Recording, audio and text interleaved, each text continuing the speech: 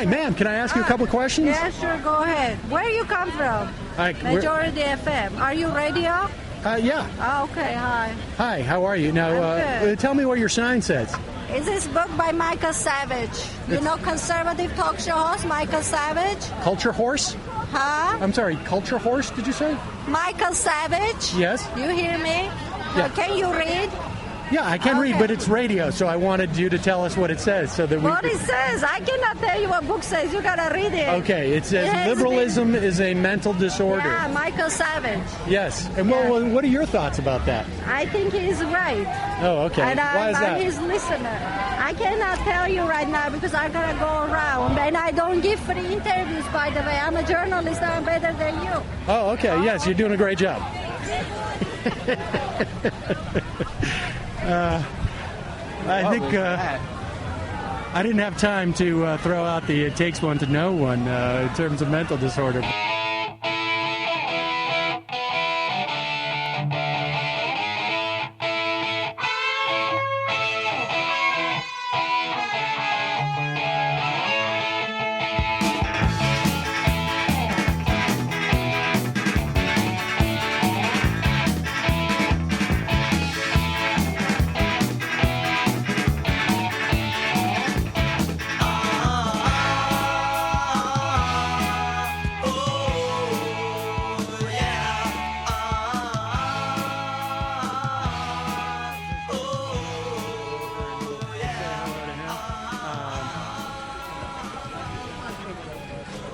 Jesse, you got a minute? Hey, absolutely. Nice to see you. An absolute pleasure. How's it going? Here, why don't you hang on to this? Got my hands full. I understand. Jesse's decked out. Hey, what's up, brother? How you doing? Jesse Lagreca, people, of course, Ministry of Truth. Yeah. Daily Coast, and now you're all over the place. Yeah, I'm staying busy. There's work to be done, so I'm glad to do my little part, you know?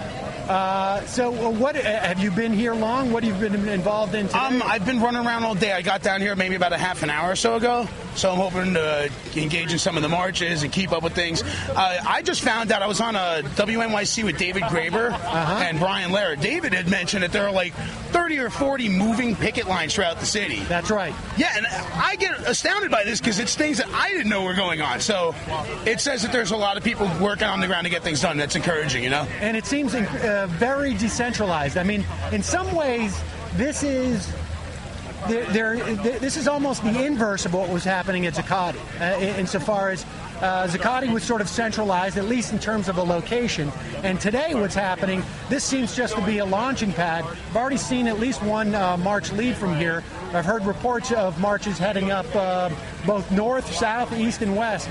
And it's basically, I guess, a new phase. Yeah, absolutely. I mean, the beautiful thing is that the idea is what inspires. And I think we're all kind of fighting for the same idea. Whether you have one demand or another, the same idea of fairness, of equality, which is enumerated in our Constitution. The problem is we don't have income equality by any sense of the means.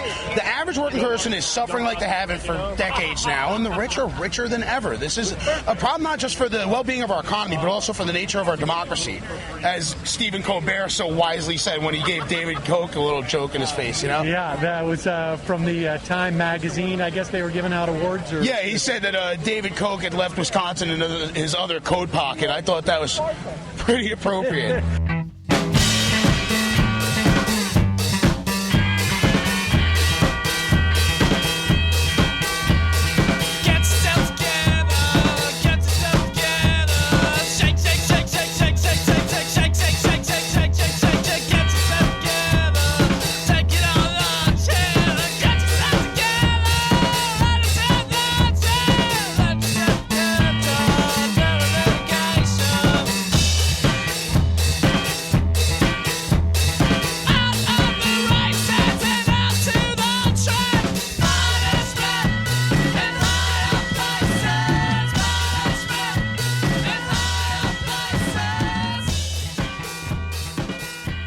And so it's a full day of stuff, and soon I guess the guitar meet will be assembling soon, which is going to be pretty exciting.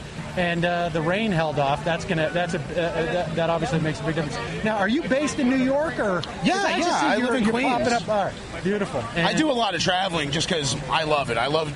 To me, the nice part of traveling is not only do you get to see what people are really going through on the ground when you're not in the cocoon of New York or in the Beltway or somewhere else, but it's also, I love my country. I like seeing different places. So to me, it's an honor, Have you seen any, have you been, I assume you've been visiting different Occupies, continuing since probably the last time we spoke, which was several months ago. What has struck you in your travels? Everybody's got the same problem. I was down in Kentucky, Lexington, and then it was Canton, Ohio, I think it was. And the problems are exactly the same. People are crushed under massive student debt. Their wages are stagnant. The cost of living is ever increasing. And we're taking on a phenomenal amount of debt in order to survive. When that debt bubble explodes, we bail out the financial institutions, and the people who are driven into debt are like, you know what, you're lazy. Work harder. There's a reason these guys talk like slave drivers. It's because that's their vision for America. You work until you die. And if you don't have insurance, then please die quickly. And to me, it's not ridiculous to say that the system is broken. What are the proposals to fix it? If the answer is to shovel more money into the hands of the people who are already wealthy at the expense of every program that everybody else in America depends upon, we should march. We should do a little bit more to march. We should demand democracy. Yeah, and hopefully this is just the beginning of, I guess, the second phase. Or third phase, I don't know. I don't have the exact scorecard. It's an organism, so it continues to evolve. Exactly.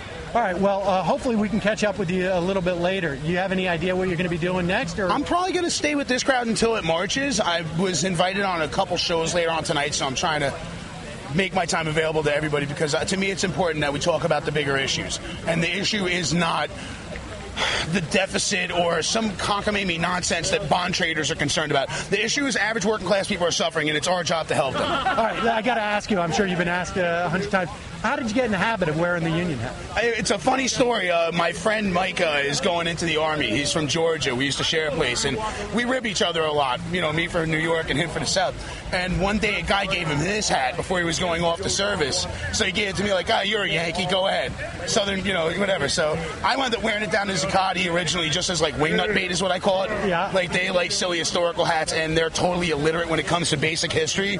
I like the idea of unions. My favorite part is the United States of America. We tried a small, weak federal government. It was called the Articles of Confederation. Didn't work out so good. And then those same people betrayed the country and had this massive war you might have heard of. They haven't been the party of Lincoln since Lincoln. And I find it astoundingly ignorant that those people simultaneously waved the Confederate flag. So I'm here to remind them, we won. It's over. Get used to it. Great. Jesse Lagreca, thanks so much for joining us. Appreciate it. Pleasure as always, brother.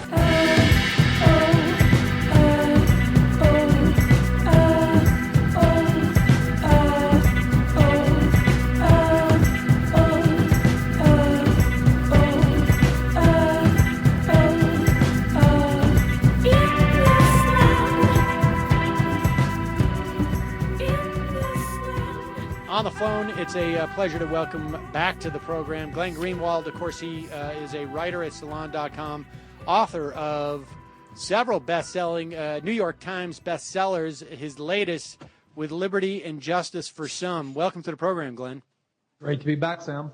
I think the favorite part of this story, and I want to talk, obviously, about the recent book that's come out, capitalizing on the destruction of evidence by Jose Rodriguez. But and I also want to talk about Philip Zekalow's memo that came out a couple of weeks ago that seemed to get very little attention. But in the story about the book Hard Measures by Jose Rodriguez, you talked about perhaps including this story in your book, but you just thought there's just no chance this guy's going to get away with it. Back it up and tell us a little bit about this. Well, basically, Jose Rodriguez came to public attention in 2007 when the New York Times revealed that at the time they thought 2 videotapes that were in the CIA's possession that showed interrogations of Al-Qaeda suspects had been destroyed on the orders of Jose Rodriguez, who was the director of essentially the covert unit of the CIA. It turned out that actually 92 videotapes that were in the CIA's possession had been destroyed on his orders, and they showed interrogations. They videoed interrogations of a variety of al-Qaeda suspects, including many who we now know were waterboarded and subjected to other forms of torture. And what made that revelation so significant was that at the time that he ordered those videotapes destroyed, there were multiple court orders that had instructed the CIA to preserve any and all evidence relating to CIA interrogation. Some of these courts were investigating the causes of 9/11. Others were investigating claims that the CIA had tortured people. And so any videotapes that existed of interrogations were highly relevant to these judicial proceedings. And so multiple federal courts had ordered that the CIA preserve these videotapes and produce them, turn them over. And the 9/11 Commission did the same. The 9/11 Commission investigated what happened with 9/11. Obviously, one of the very first pieces of evidence they were interested in was any interrogations of people who had knowledge of 9/11. And they also ordered, using their binding subpoena power, the CIA to preserve and disclose any videotape showing interrogations of al-Qaeda suspects or people with knowledge of 9/11. And so by ordering these videotapes destroyed, Jose Rodriguez, violated numerous court orders, and as even the chairman of the 9/11 Commission put it, obstructed the investigation of the 9/11 Commission. And that act of violating court orders and obstructing formal judicial and other forms of government investigations are very serious felonies. It's obstruction of justice, it's contempt of court, for which many, many people are in prison. And the Obama Justice Department, actually the Bush Justice Department, appointed a special prosecutor to determine whether crimes had been committed. And then under the Obama Justice Department, that investigation was closed, and the announcement was made that there would be no charges brought against Jose Rodriguez, which is why he's now free to write this book and tour the country and make a lot of money defending not only the torture policies that the CIA used, but also his decision to destroy this evidence. You went looking for me, dear, down by the sea. You found some little silverfish, but you didn't find me. I was hiding all the way. I mean, this is really stunning, and I mentioned that you had mentioned in one of the pieces you written about, you contemplated putting it in your book about how there is sort of an elite picking and choosing as to who is going to pay for their crimes, and you thought, chances are this guy is going to have to face some type of penalty, and he got none. Right. Actually, what happened was I was talking to my editor when I was writing the book, and the argument of my book, as you just said, was that political elites, when they get caught committing crimes, don't end up being indicted or held criminally accountable. And I actually thought, when I was writing the book, that this was going to be a case that undercut that thesis, that because of how glaring the crimes were in this case, and because people like Tom Kaine and Lee Hamilton, the chairman of the 9/11 Commission, were angry about what had happened, because other elites were angry, that this would actually be a case where Jose Rodriguez would get indicted, and I would have to basically treat this as an exception to the thesis that I was arguing. I was sure that it was going to undercut the book, and yet before I finished the book, the Justice Department announced that, in fact, Jose Rodriguez would not be charged with any crimes in connection with the destruction of these videos, nor would anybody else involved in the destruction of this evidence. And so I actually put a little passage in the book saying, even in this case, where even I, one of the most cynical people on the planet when it comes to these things, thought that he would be indicted because it was just too glaring, even for our totally corrupt political culture, not to indict him. Even in the case this extreme and obvious, they end up shielding people who commit crimes as part of the government.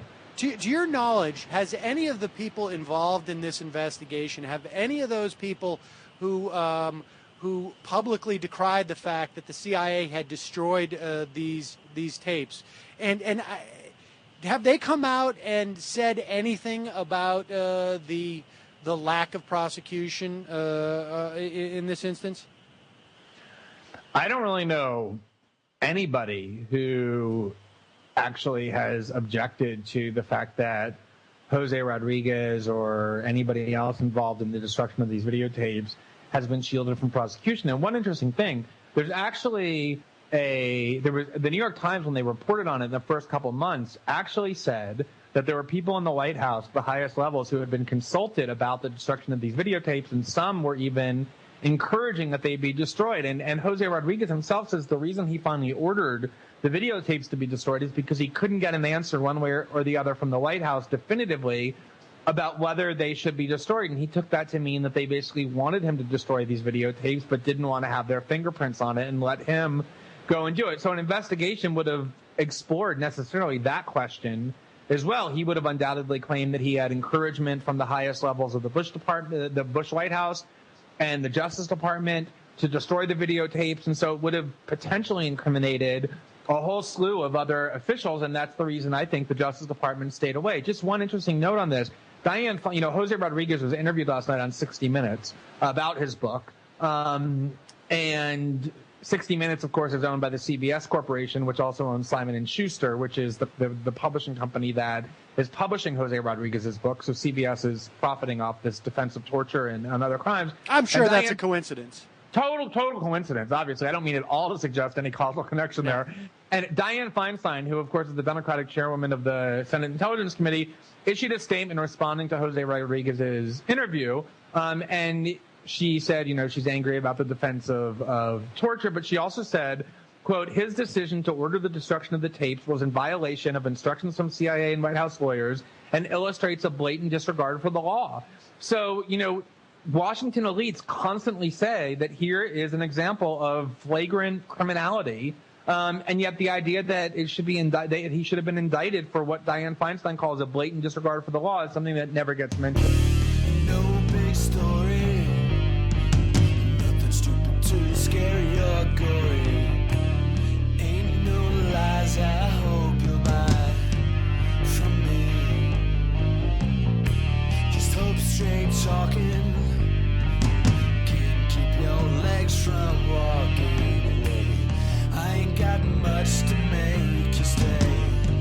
Oh, hey, 'cause I'm not. Do you buy that? Do you buy that he only got a non-answer from the White House? In other words, what's to prevent him from saying that when in fact he got some winks and some nudges and said, we're going to make sure things internally that you're protected this way. You make sure that we're protected externally, and we'll call it a day.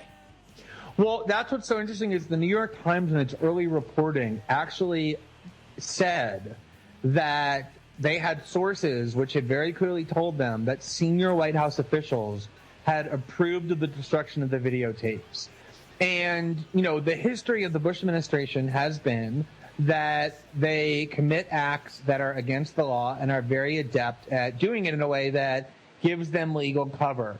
And so that's typically how things have happened is, the idea that some mid-level official like Jose Rodriguez or upper to mid-level official like Jose Rodriguez would have on his own simply ordered these videotapes destroyed unless he had the approval, implicit or otherwise, as you say, of top administration officials, really strains credulity. I mean, this is a lifelong bureaucrat. And the CIA, and he actually talked about this in his book and in his interview, the CIA, with everything they were doing in the war on terror, was obsessed with making sure that they weren't hung out to dry.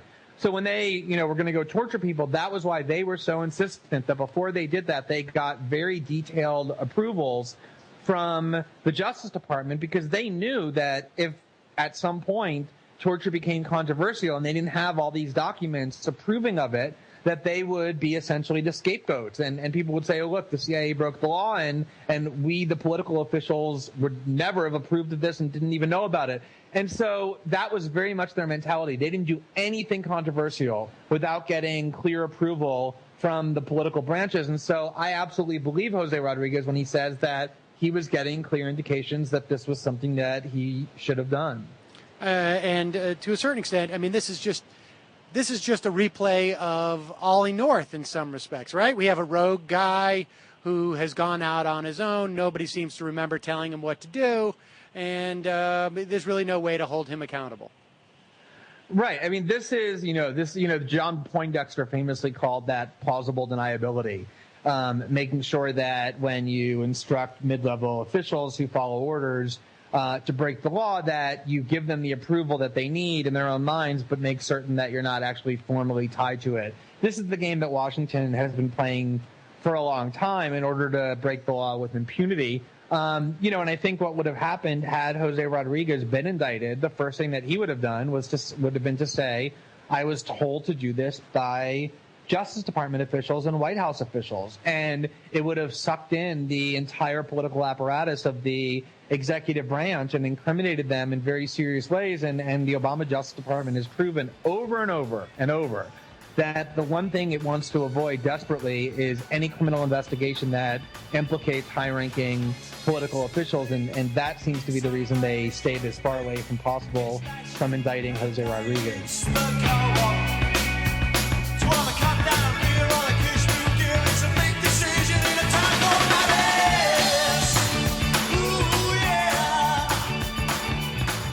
And this is also, we saw earlier this month, I just want to turn to this.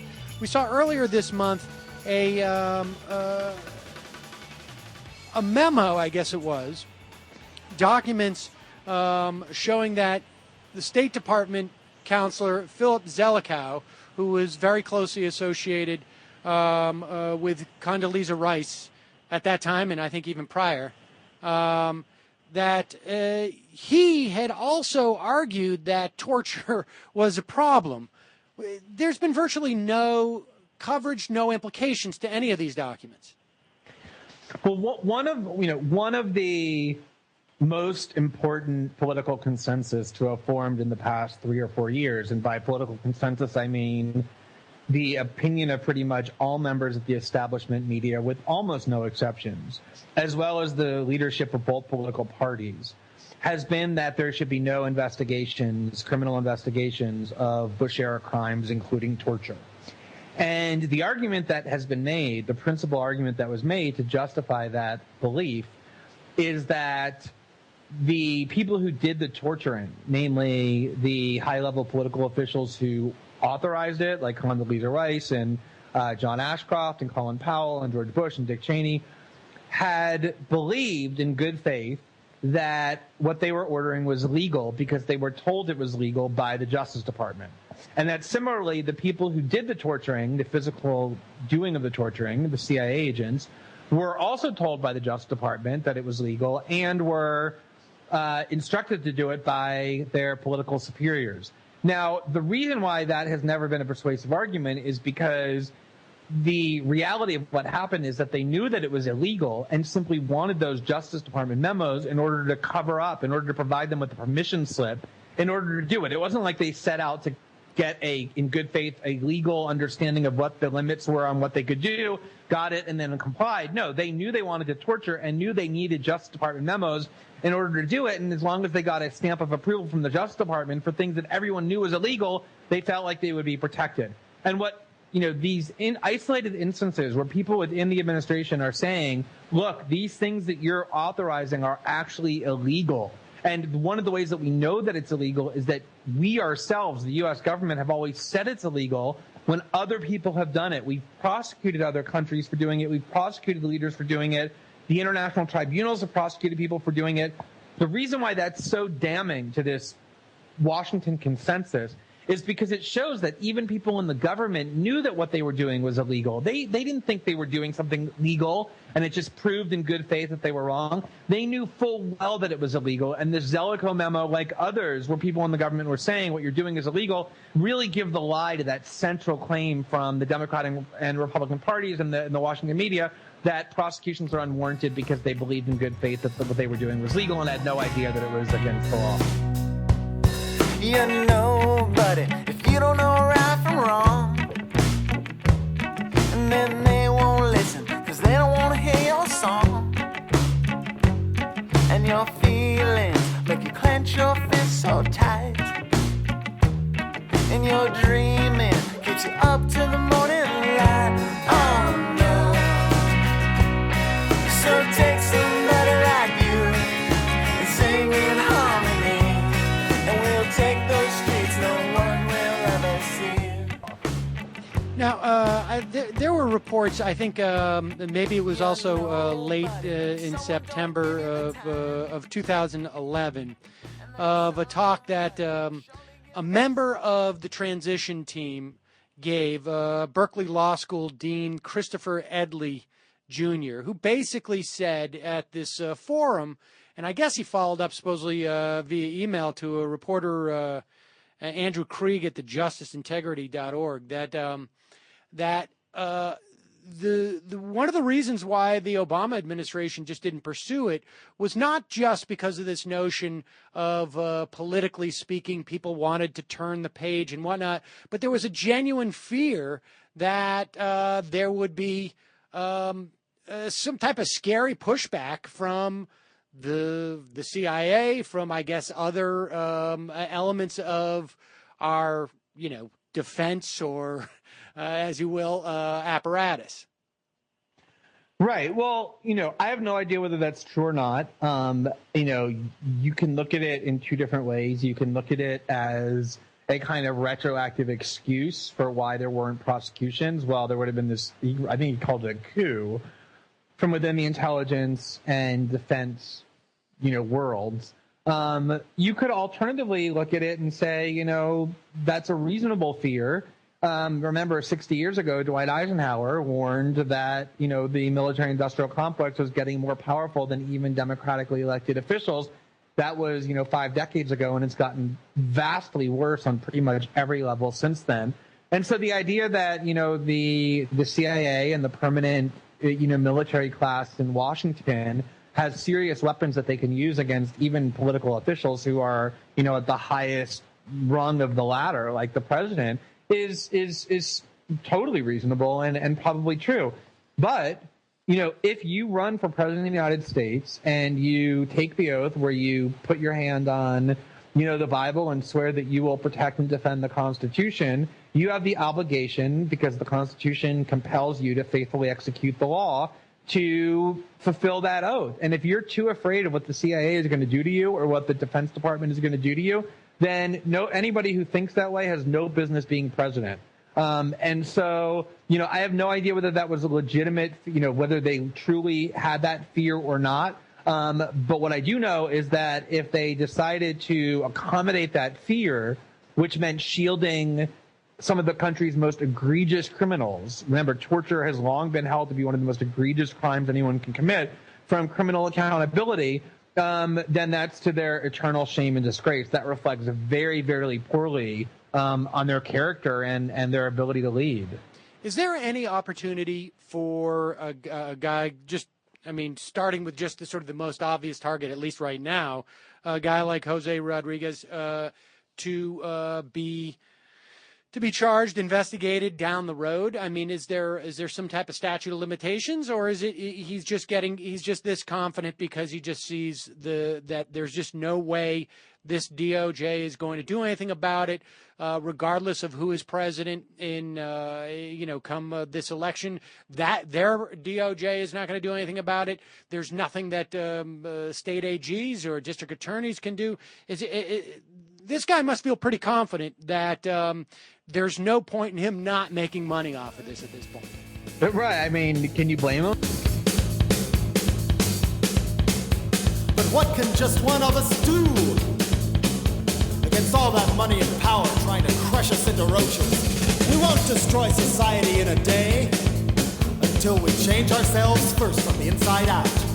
We can start by not lying so much and treating other people like dirt. It's so easy not to base our lives on how much we can stand.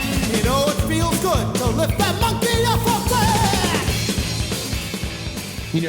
there. In the past 4 years, there has not been a single Bush official criminally investigated for any of the rampant. I mean, they got caught eavesdropping on the American public in violation of one of the clearest laws you could possibly ever find, which was FISA, that said it is a criminal offense punishable by up to 10 years in prison, 5 years in prison, and a $10,000 fine to eavesdrop on the communications of any American citizen without getting a warrant from the FISA court. They got caught red-handed doing that. Not a single investigation other than the person who blew the whistle on the program, Thomas Tam. He was the only one who was investigated. You have a torture regime where George Bush and Dick Cheney go around the country writing books and making tons of money, proudly defending and boasting about the fact that they authorized torture. Not a single investigation from any of that. Alberto Gonzales repeatedly lied to Congress and in so many other ways, which is also a felony for which people have gone to prison. No investigations. And then you have the Obama Justice Department saying that they are closing the books on the Jose Rodriguez inquiry. And so if even the Obama administration isn't going to investigate Jose Rodriguez, why would you have any fear if you're him that you'll ever be investigated? Yes, there is the statute of limitations, but even more comfortingly, if you're him, our political class and our establishment media have proven beyond a doubt that one of their highest religious beliefs is that there should be no criminal investigations for any of these matters. And so, if I were him, that's the last thing I'd be worried about. Yet there's every reason to believe that if there was someone in Jose Rodriguez's office who had been a witness to this destruction of these tapes and had gone to the New York Times or gone to had gone to Glenn Greenwald and become a source for such story, there's every reason to believe that that person would be facing criminal charges right now. Yeah, I mean, this is, I think that of all the things that the Obama administration has done, this is probably one of the worst, which is the Orwellian mantra that was invoked, the slogan to justify shielding Bush officials from any criminal accountability has been look forward, not backward. We need to look forward as a nation, not backward. And yet at the very same time, the very same administration who peddled that phrase repeatedly has waged this vicious and truly unprecedented war on whistleblowers, including people who have exposed government corruption 8, 9, 10 years ago, people whom the Bush administration decided even that they weren't going to indict. The Obama administration has become obsessed with prosecuting people who exposed government corruption and wrongdoing. So it isn't just that they've shielded high-level officials who commit crimes. It's that they, at the same time, are vehemently prosecuting the people who expose those very same crimes. I mean, they tried to put Thomas Drake, rather, the NSA official who exposed illegal government eavesdropping. They tried to put him in prison for decades, if not life, by prosecuting him under very dubious espionage charges that fell apart. And you're absolutely right. If you commit torture and other high-level crimes, you can be certain you'll be protected by the Obama administration. But if you expose those crimes, you can be certain that you're going to be prosecuted. Do you think there? I mean, I find myself not even starting with this base point, but there was a time, and it wasn't that long ago, where we really perceived the Department of Justice as its independence from the rest of the administration being crucial to its capacity to do a job. This was going back during the Nixon era. When I went to law school, they had farmed out from Harvard the retired professors, and Archibald Cox was teaching there. And he, of course, was a Department of Justice official who refused to go along with the president's cover-up. There was a notion that the head of the DOJ was supposed to be independent from the rest of the administration. Am I mistaken, or does it seem like that's not even a factor in the way that these things are discussed? I mean, if President Obama is basically saying we need to turn the page, isn't the implication there that he's instructed the Department of Justice to turn the page?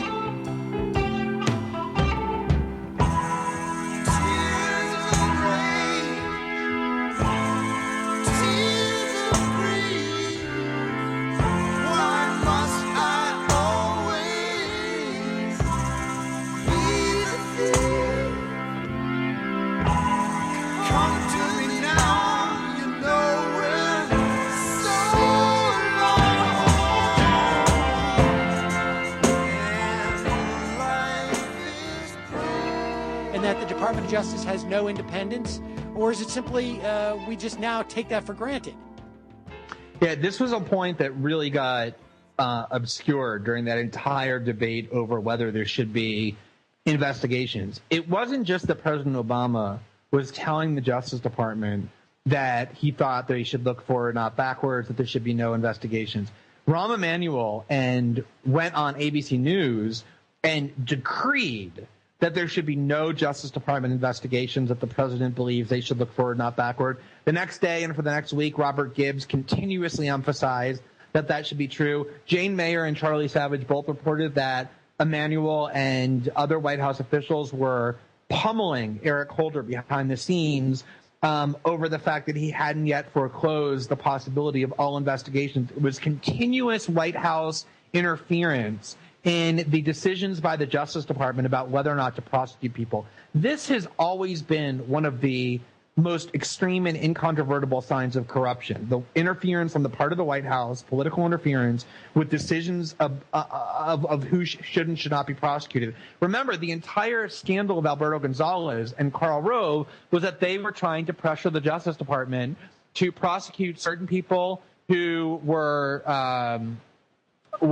Democrats and to shield other people who were Republicans from prosecution. They were interfering, and they fired the U.S. attorneys who refused to carry out their orders. That was the big scandal, that what they were doing was compromising the integrity and the independence of the Justice Department. As you say, that was Richard Nixon's big scandal. The Saturday Night Massacre was he tried to direct the Attorney General to interfere in the investigations of the special prosecutor, and rather than do so, the Attorney General resigned because it was such an offensive idea that the White House could interfere with decisions on the part of the Justice Department about prosecutions. That is exactly what the White House for months did, was they tried to interfere with the decision of the Justice Department about who should and should not be prosecuted when it came to Bush-era crimes. Scott Horton at Harper's reported that top-level Justice Department officials were furious that Rahm Emanuel and Robert Gibbs were publicly doing this. And Obama finally had to come out and give an interview in which he said, look, this isn't for me to decide, it's for the Justice Department to decide.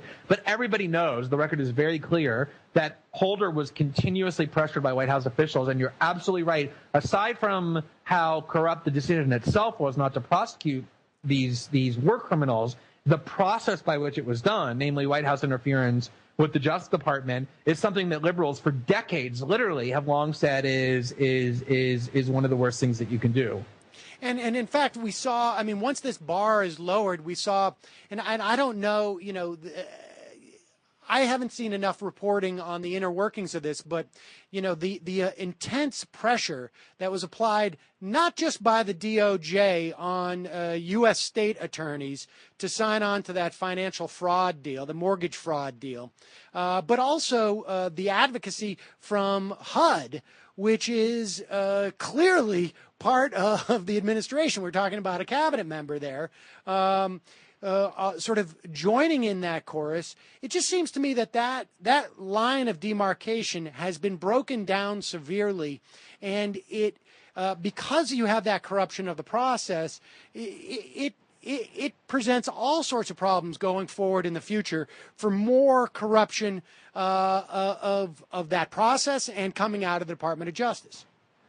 Yeah, I mean, I think that what it does more than anything else is that it makes clear that the White House is devoted, and not just in a theoretical way, but in a passionate, steadfast way, to guaranteeing that the nation's top-level political and financial elites will not be prosecuted for their crimes. And the reason that's so remarkable is that the very first time that President Obama announced that he was running for the president, then Senator Obama, in 2007, in that very first speech where he announced his candidacy, the second or third paragraph, he declared that the, quote, era of Scooter Libby justice would be over. And, of course, the idea of Scooter Libby justice is that if you're sufficiently well-connected politically, that even when you get caught committing crimes, or in the case of Libby, are convicted of committing crimes, you will be protected from punishments that ordinary Americans are routinely subjected to. And it isn't just political elites, it is financial elites as well. Not only has there not been a single Wall Street executive convicted in connection with either the 2008 financial crisis or the mortgage fraud crisis, the Obama administration has continuously applied pressure, as you said, on state attorneys general to hop on board with the settlement that will basically sweep it all under the rug. And the message that is sent is one of lawlessness for elites, and it is one that this administration has been very, very enthusiastic about embracing. Glenn Greenwald, author of With Liberty and Justice for Some, and of course, writing daily at salon.com. Thanks so much for joining us. Great to be with you, Sam. Bye.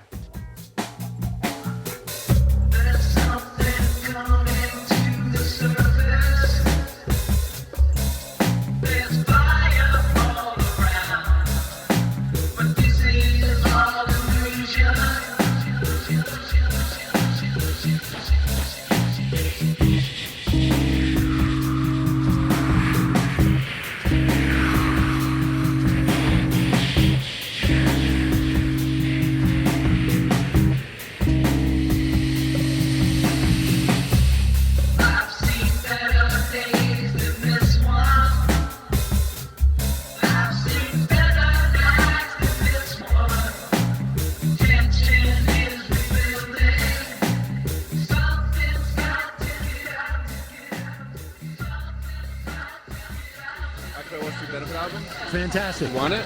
Yeah, actually, would you give it to him? I get both my hands full. Yeah. What did tell us about it? Tell you about Occupy this album? Yeah. Sure. Occupy this album. It drops on May 15th. It's Occupy Wall Street benefit album. And 100% of proceeds go directly to the Occupy Wall Street movement. You have people on it, every single artist on it donated all of their tracks. You have people like Crosby, Nash, Jackson Brown, Joan Baez, Steve Earle, Tom Morello, Immortal Technique, Patti Smith, Our Lady Peace, Anti-Flag, Amanda Palmer, and in addition to those folks... Is that it? 99 artists. Wow, oh, there you go. 99 artists. So Mogwai, Uncle, Thievery Corporation. But in addition to these people, you also have people that were in Zuccotti Park and playing in Zuccotti Park, some people that were homeless playing in Zuccotti Park, all the way to people that are just about to be signed or hoping to be signed one day, and just people that have the hopes and dreams. So it's a great album. Our main goal for this album really is, first of all, to raise funds, but in addition to that, really to reinvigorate protest music in this country, to bring truth back to music. And really, one of my biggest goals is to reinvigorate the 60s, reinvigorate my parents with this music, and really kind of touch their hearts again with new music that the people that they liked, the baby boomers, were in love with, and hopefully that music will touch them again and want to encourage them to bring them out here with us. How did you end up getting involved in it? I was walking around Occupy Wall Street on September 20th, third day of Occupy Wall Street, and I saw an artist on the stairs of Zuccotti Park named Matt Pless. I got into a conversation with him. I heard his lyrics. He's the best lyricist I've ever heard in my entire life, and this is coming from a very long time musician. And I walked away from him. I asked him for his card. He wrote his name down on a piece of paper, a small piece of paper with magic marker.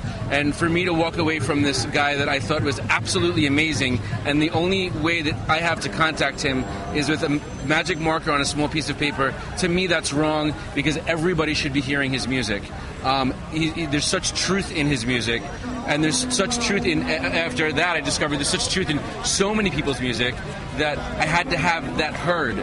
So I said, let me make a compilation album of occupiers, but who's going to buy that, right? So I said, well, let me make a compilation album with occupiers, and let me see if I can get some stars involved that are socially conscious musicians, and we did, and it's been a wonderful ride. That's pretty amazing to get something like that together.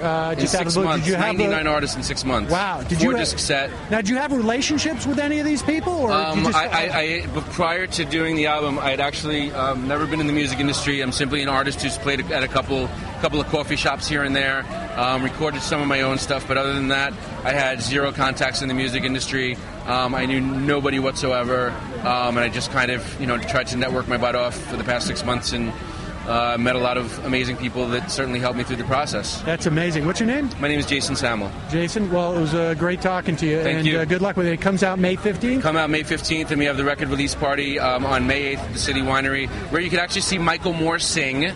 Wow. Being backed up by Tom Chapin and Dave Drywitz, Kevin Twigg, and David Amram, along with Nancy Griffith will be there. There'll also be some other special guests, as well as Matt Pless, Global Block, and a number of other amazing artists. Wow, that's great. Yeah. All right, well, is there a website that people can go to? www.music4, spelled out FOR, occupy.org. Great, thanks so much. Thank you so much. Take care. Good luck with it.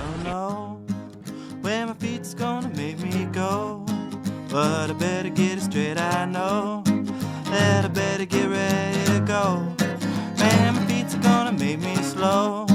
I better find another way to go. And about it, I don't know, but I better be ready to go. Man, my feet's gonna make me go, but I'm a moving man way too slow. I ain't got no radio, can't tune into my favorite show. I guess I have to make it up as I go. Where my feet's gonna make me go. I can't ask them cause they don't know. This is the way to go. I just pretend that I'm a radio. I sing a hoody hoody hoody yo. And a dee da da dee da dee. Sounds just like my favorite show. Are you sure this ain't the radio? Yes, I'm sure this ain't the radio. But I better get it straight, I know. Better dee da dee da ho dee ho. I guess I have to make it up as I go. Where my feet are gonna make me go, and these feet are gonna make me slow. I wanna listen to my favorite show, but I ain't got no radio. I guess I have to make it up as I go. And how to go about it, just don't know. But I better be ready to go. Where my feet are gonna make me go. I still don't know where I wanna go, but these feet are gonna make me slow. I better find another way to go. I better find another radio. Hoody hoody hoody ho. And a dee da da dee da dee. Sounds just like my favorite show. Are you sure this ain't the radio? Hoody hoody hoody ho. I don't know, but I guess I'm gonna have to go. Gotta make it up as I go. I don't know if you're aware of this, but yesterday wasn't simply May 1st. It wasn't simply Mayday. It wasn't simply the anniversary of the killing of Osama bin Laden. God forgive me for actually saying those words, having those words come out of my mouth, because it seems sort of shocking that we would mark that day. And yesterday wasn't just the resurgence of Occupy Wall Street. Yesterday, ladies and gentlemen, was also Loyalty Day. Oh, that wasn't what I wanted. Yesterday was Loyalty Day.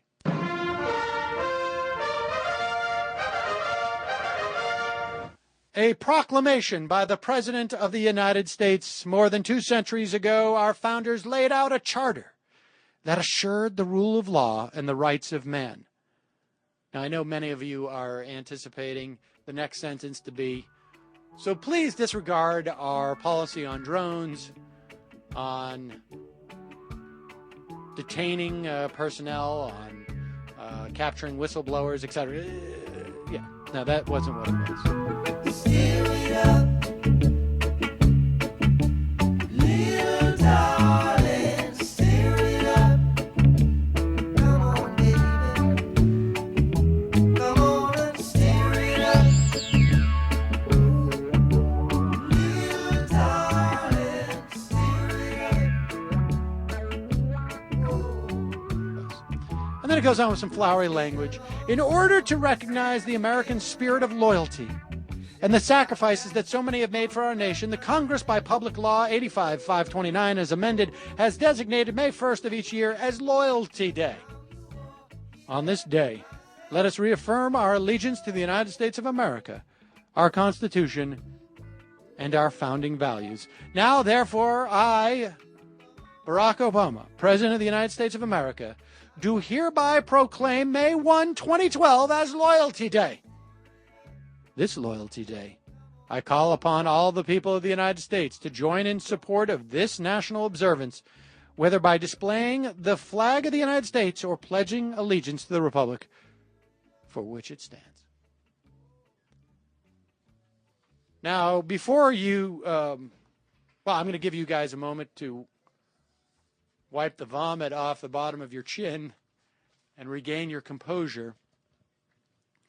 Know that Loyalty Day was not, as that proclamation suggested, developed or first observed by President Obama. It was first observed in 1921 as Americanization Day. And it was intended to counterbalance the celebration of Labor Day on May 1st, which you all know was a holiday celebrated to commemorate the Haymarket Massacre in Chicago in 1886.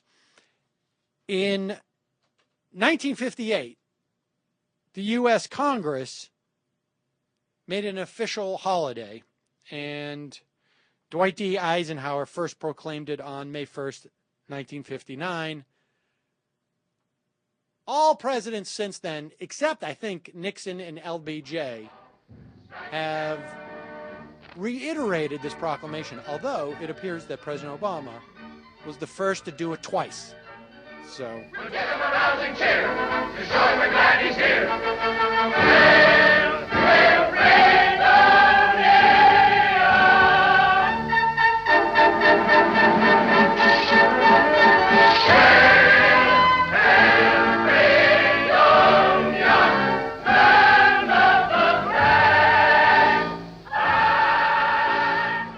There was this singer called Madonna.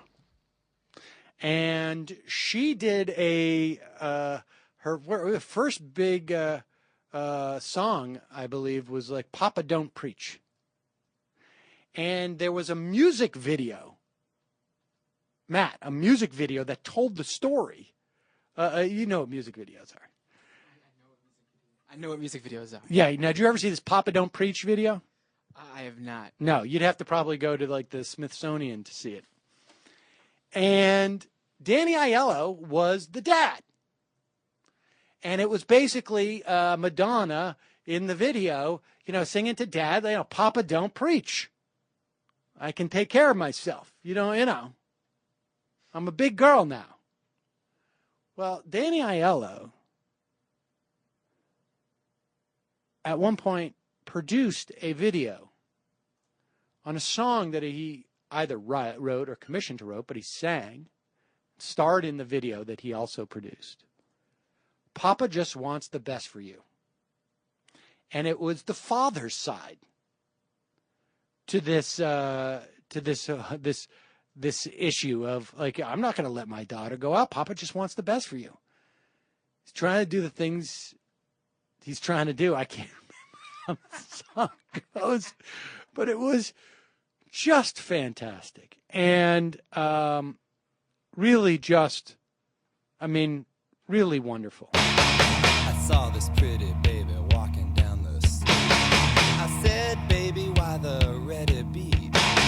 She said, man, don't you be a drag. Daddy Cool's playing his piano machine. Daddy who? Daddy Cool. Daddy who? Daddy Cool. Daddy Cool, Daddy Cool, Daddy Cool, Daddy Cool, Cool, Daddy, Daddy Cool, Cool, Daddy Cool, Cool, Daddy, Daddy Cool, Daddy Cool, Daddy Cool. So we talked about the forthcoming story in the New York Times Magazine about how the wealthy bankers feel that they're such subject to derision in this country that it's really hurting their fifis. And we've heard about this story of a former partner of Romney's at Bain, who says in a new book that we really should be grateful for the rich for all the rich things they do. Because if they don't spend all their wealth building homes as big as the Taj Mahal, some of it they invest in innovation. You understand that if the rich people didn't have so much money, that money wouldn't exist. And if that money didn't exist, there wouldn't be any innovation. Not only is this obviously an incredibly self-serving statement, it is also absolutely 100% ludicrous. That money wouldn't just disappear into thin air. And if it was spread around amongst all the little people, what would happen is they would buy more products. More of them would get educated. More of them would feel the ability to take a risk on entrepreneurship. Was innovation stifled during the 60s? What was it? Where is it that we went? Was it to the Cayman Islands? No, actually it was the moon, if I remember correctly. I think that was probably also the time that the internet was invented by the government. And Tang also. So, at a time where we hear all this whining of rich Americans, according to the Geneva Overseas American Academy, citing figures from the government's Federal Register, rich Americans renouncing U.S. citizenship rose 7-fold. Did it rise because of Obama's socialist plans? Well, no, it rose because in 2009, or 2008, I should say, whistleblower Bradley Birkenfeld, a whistleblower with the UBS, triggered a crackdown on tax evasion by really wealthy people who were hiding their money in Swiss bank accounts. Some people suggest this is why Mitt Romney won't release his tax forms prior to 2 years ago, because in this crackdown, the deal was, give us the back taxes you owe, take your money out of those Swiss bank accounts and trying to hide it from us, and we'll let you just, we're cool. Just like we do with all other criminals, except for we don't. This is not tax shelters. This is not accountants. This is tax evasion. The U.S. is searching for tax cheats in offshore centers, including Switzerland, as the government tries to curb budget deficit, shunned by the Swiss and German banks and facing tougher asset disclosure rules under the Foreign Account Tax Compliance Act. More of the estimated 6 million Americans living overseas are weighing the cost of holding a passport. So we're talking really not more of the 6 million, a tiny percentage of the wealthiest who don't give a crap about the United States and just want their money.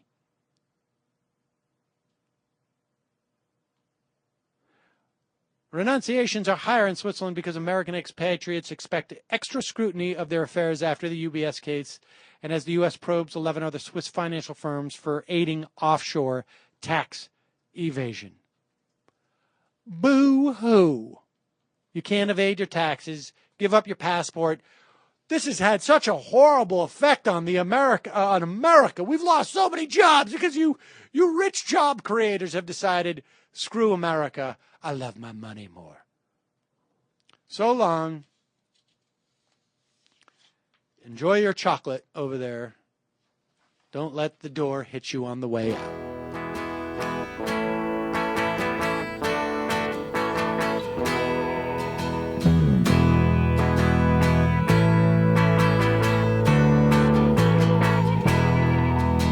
C'est une poupée qui fait non, non, non, non. Toute la journée, elle fait non, non, non, non. Elle est tellement jolie que j'en rêve la nuit. C'est une poupée qui fait non, non, non.